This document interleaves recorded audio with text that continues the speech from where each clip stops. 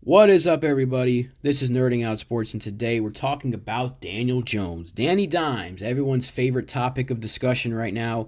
Unless you're talking about Dave Gettleman, you're probably talking about Daniel Jones. And today, just really quickly, I wanted to compare him to Eli Manning. I know a lot of people don't want to do that. They think it's unfair. But I'm seeing a lot of similarities between the start of Daniel Jones' career to what we saw at the start of Eli's career. When Eli took over in 2004, he didn't look very good. And people were like, okay, well, he's a rookie. He took over midseason on a bad team. Let's wait and see. 2005 rolls around, his first full year as a starter. The Giants win 11 games. They go to the playoffs, and they get shut out by the Panthers. And then people were kind of like, okay, it wasn't too bad. It was his first full year. Let's see what happens.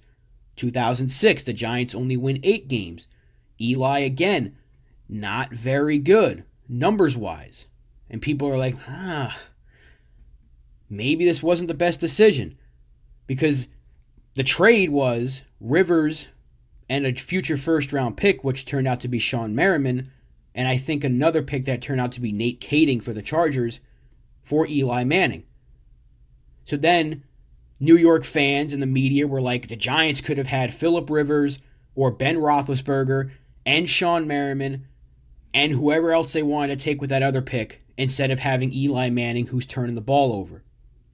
Roethlisberger already had a Super Bowl, and people were going crazy. They were ready to pull the plug on the Eli Manning experiment way back then. And we fast forward now, and look what's happening. 16 games, 16 starts into Daniel Jones' career. We're hearing the same thing. The Giants need to move on. They need a new quarterback. He's not the answer. Tank for Trevor. Back then it was you should have had Roethlisberger. Now it's tank for Trevor. So I just think it's very unfair to Jones. Because if you compare him to Eli statistically, Jones' first 16 starts, they are very similar to Eli's numbers in 2005. Through 16 starts, Jones is throwing for 3,899 yards, 26 touchdowns, 17 interceptions, 20 fumbles, 12 of those were lost. A lot of turnovers, no doubt about it. He's completing 61% of his passes. Eli, in 2005, threw for 3,762 yards, 24 touchdowns, 17 interceptions, and completed 52.8% of his passes. Very similar numbers.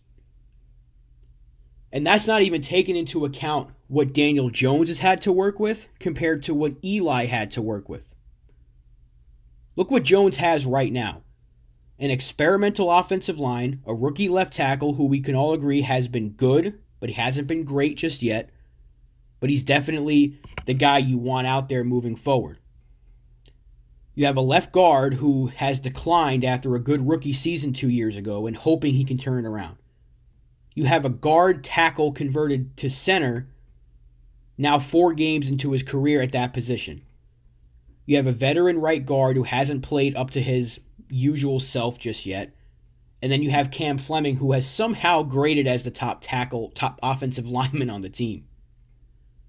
But that line could look completely different by the end of the year. I don't think Cam Fleming's going to be out there all season. I think eventually they're going to have to see what they have in Matt Peart. There's a very good chance that Zeitler's a guy the Giants could move on from, whether it's via trade at the deadline or after this season. So we could see Shane Lemieux. Is Will Hernandez going to be out there past this year? We don't know. So the offensive line is a work in progress. He has a receiving core that's been injured ever since he took over. He didn't have Golden Tate to start last year. He had Shepard, but Barkley got hurt his first game.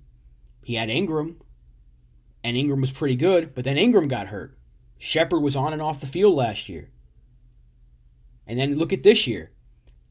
Golden Tate's hurt week 1. We get him back week 2. Then what happens? Saquon and Shepard go down.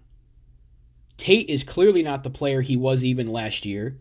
Slayton is now the number one target, and teams are focusing on him, so you can't get him the ball. Evan Ingram has been a ghost at times. So you're relying on guys like C.J. Board and Damian Ratley who just are not that good. And now you're trying to replicate what you would get out of Saquon with Devonta Freeman, who's solid, but he's not Saquon. Dion Lewis, he's okay, and Wayne Gallman.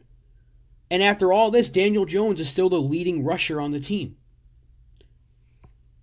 And then you look at what Eli had in his second year. They got him Plexico Burress on top of already having Amani Toomer and Tiki Barber as his running back and Jeremy Shockey and an offensive line that was getting itself together.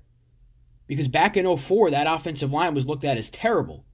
But then 2005, they got better. In 2005, that same offensive line was considered a work in progress. In 2007, they were considered one of the best in the league. Now, I'm not saying that that's going to happen again. I'm not saying that anything that happened to Eli is going to happen to Jones. I'm not saying that Eli is, or Jones is going to go win a Super Bowl next year or anything like that. Just saying that the starts of their career have been almost eerily similar in terms of the way that the quarterback has been treated by the fans and by the media. They wanted Eli out after the first couple of years. And now 16 starts into Daniel Jones, not everybody, but a lot of fans are saying, move on. Get rid of him. Tank for Trevor. And I just, real quick, when you look at what happened to Josh Rosen, who I think was never given a fair chance. He's now considered a bust. And he never was given a fair shot. Look at what just happened to Dwayne Haskins. Played a pretty good game against a really good Ravens team. And not only did he get benched, but they put him to the third string. He's not even the backup anymore. Usually if you bench a quarterback, that guy becomes the backup. He's now the third stringer. And you have Washington fans saying, man, they treated this guy bad. That's unfair. Washington fans are angry about what they did to Dwayne Haskins because they did not surround Dwayne Haskins with a lot of talent, much like what the Giants have done with Daniel Jones. Yet Washington fans are saying that's not fair to Haskins. But Giants fans are saying Trevor Lawrence is the future. Trevor Lawrence is the savior. What is Trevor Lawrence going to do with this offense? Because you can't say he's going to take off and run for more yards and be effective in the run game because Jones is our best runner right now. There is a lot of time between right now and the end of the season. It is entirely possible that the Giants can still lose a ton of games, but Daniel Jones looks better and better week after week as he progresses along with this offensive line and along with a guy like Darius Slayton and maybe even a guy like Austin Mack or C.J. Board can get better and better week after week. This season was always going to be an experiment. And I know Giants fans were sick of losing. I'm sick of losing. But this year was always going to be an experiment. What do we have moving forward? And I do think Daniel Jones is going to be here for the long haul. I may not have agreed with the pick when they made it, in 2019, but he's our guy. I think we have to be patient because, like I said, a lot can happen between now and week 17. The Giants could still finish with 3 wins on the year and have a top 3 pick. But Daniel Jones can look really good. He could make a couple of mistakes here and there, but all we really want to see is progression. So that's kind of my ramble for the day, I guess. I just think that a lot of people out there are being a little too critical of Daniel Jones. Not saying he shouldn't be blamed, because this year he has not looked good. But then again, the entire offense has not looked good. But like I said, progression. We need to see progression, and we need to be patient. Because we're not going to bench him for Colt McCoy. It's just not happening. That's not the answer.